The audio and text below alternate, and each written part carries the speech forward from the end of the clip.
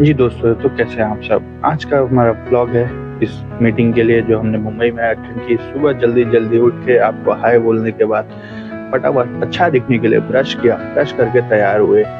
तैयार होने में ज़्यादा टाइम ब्रश करने में लग गया। ब्रश करने के बाद अपने मीटिंग में व्हाइट शर्ट पहनना कंपल्सरी रहता है। व्हाइट शर्ट पहने, घड़ी लगाई, बट शक्ल का कुछ नहीं किया जा सका। शक्ल देखने के बाद मायूस होकर मैं वापस घड़ी ठीक से पहनने के बाद आगे बढ़ने की कोशिश कर रहा था, पर घड़ी पहनी ही नहीं जा रही थी। जैसे ही घड़ी पहनी, घड़ी पर टाइम देखा तो टाइम से ज़्यादा खराब कुछ नहीं दिख रहा था।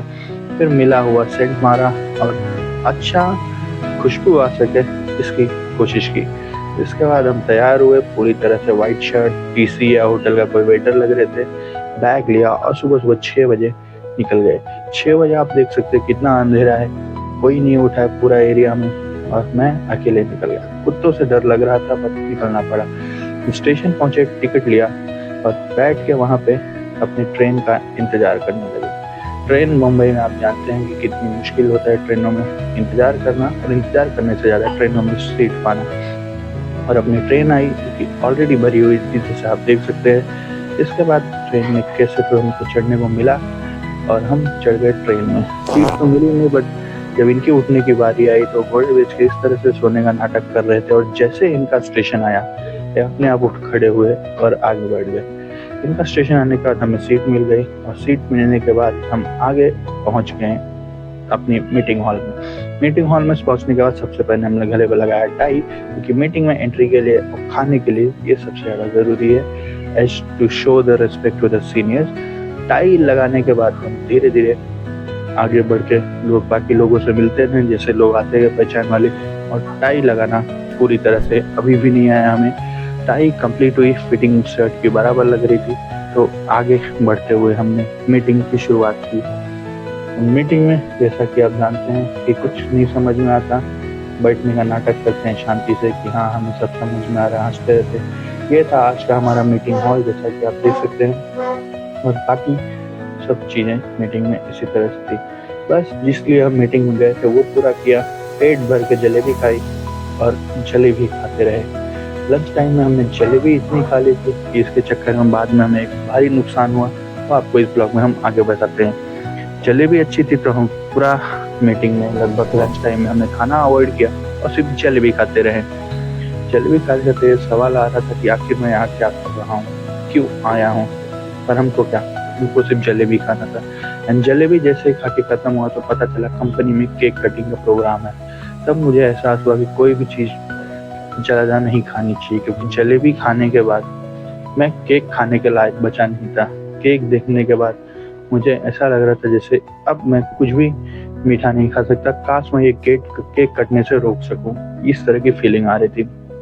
खैर, मेरे चाहने न चाहने से क्या होता है, हमने केक काटा, सबने मिल के डांस किया, भोजपुरी गाने, कमरिया करे लपालप, लॉलीपॉप लागे लो। केक काटने के बाद और जलेबी खाने के बाद फिर से गहरी नींद आ रही थी और हमें जागने की एक्टिंग करनी थी। हम एक्टिंग अच्छे से कर रहे ताकि जाग सके। हॉल फिर टी ब्रेक में खाली हुआ तो हमने हॉल का फोटो लिया ताकि आपको हॉल दिखा सके। और आगे ये देखिए झूमर। मैं मन ही मन सोच रहा था अगर मैं ये झूमर तोड़ दूं तो क्या मुझे ये पुलिस के हवाले करेंगे या कंपनी से निकाल देंगे। पर इसके बाद कंपनी में चालू हुआ जैकेट बांटने का प्रोग्राम। कंपनी में सब को ये जैकेट मिला और मुझे भी मिला। मेरे जैकेट देख के सिर्फ एक ही बात आ रही थी कि क्या कोई इस जैकेट में हमको वेटर समझ के कहीं ऑर्डर ना दे। इसके लिए सबसे पहले कोने में गया और जैकेट पहन के नाप ट्राई किया और देखा कि जैकेट फिट आ रही है कि नहीं। जैकेट पूरी तरह से फिट आ रही थी और शक्ल तो आप जानते हैं कि पहले वेटर वाली है, तो इसके लिए चारों तरफ डर का माहौल था कि किसी को कोई भी वेटर समझ के ऑर्डर दे सकता था। जैकेट का साइज हमने दिया था एक्सएल, जो कि मुझे पूरी तरह से fit I. And white shirt पे जैकेट या तो पॉलिटिशियन पहनते हैं या तो वेटर लोग। अपनी तो शक्ल ही वेटर वाली थी। एंड उसके बाद हमने किया सेलिब्रेशन, सबने जोरदार डांस किया। जी हाँ, मैंने भी बिल्कुल यहाँ पे साइड में खड़े रह के इसमें पार्टिसिपेट किया और लोगों का हौसला बढ़ाया, क्योंकि डांस मुझे तो करना नहीं रहता और ना ही मैं कर पाता हूँ। और इसी के साथ डांस करते करते मैं ये देख रहा था कि किसी के जेब से अगर कोई पैसा गिरे मैं फटाफट उठा लूँ, पर चिंदी चोर है सब, साला कोई पैसा लेके गया नहीं था। और ना ही किसी की जेब से पैसा गिरा। और मेरा साइड में खड़े रह के लोगों का डांस देखने का जो इरादा था वो पूरी तरह से फेल हुआ, क्योंकि चिरकुट लोग पैसा लेके जाते नहीं है।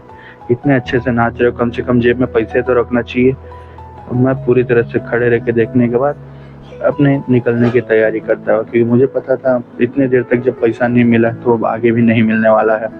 पर क्या कर सकते हैं, ऐसे माहौल में थे तो डांस तो देखना ही था। डांस देखने के बाद मैंने बैग उठाया और धीरे से बाहर की तरफ निकल लिया। पैसा नहीं मिलने से मैं मायूस तो था, पर क्या कर सकते थे। आप सबका इस ब्लॉग देखने के लिए धन्यवाद। आगे के ब्लॉग के लिए प्लीज़ हमें सब्सक्राइब करिए। Bye, see you.